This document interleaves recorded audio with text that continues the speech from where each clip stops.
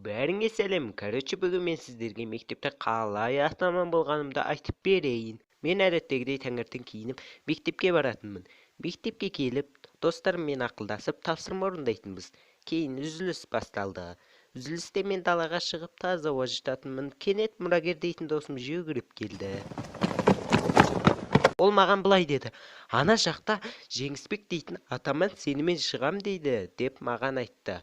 Менің денем жібір ете түсті. Достарым маған үміт артып отырған соң, өзімнің ұзын бойыма әрі качок денеме нұқсан келтірмес үшін келісе салдым. Яғни сабақтан кейін шығамын дедім.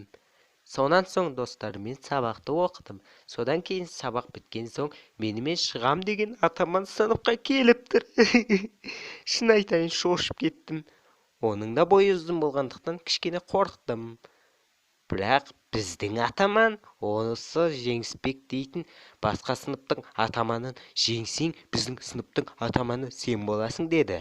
Қайтейін, бұндай шансты жіберіп алғым келмеді. Сондықтан тура шығам дедім. Сонымен төбелесуге келісім шартқа отырып, төбелесетін жер іздеп ақыра мектептің артына шыға салдық. Тура төбелесті бастап кеттік. Оны айырып тастадым. Достарым маған таң қалып қалды. Дәл Бойка сияқты төбелестім десем де болады.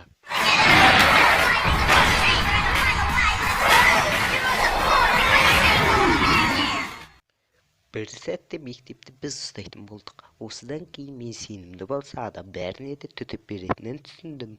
Осылай мен атаман болғамын. Бірақ көпке созылмады. Өйткені не болғанын білгілерің келсе арнаға тіркелеміз. Және де осымен шағын мультигіміз аяқталды. Мен сіздермен қоштаспаймын. Және де төбелестен аулақ болайық.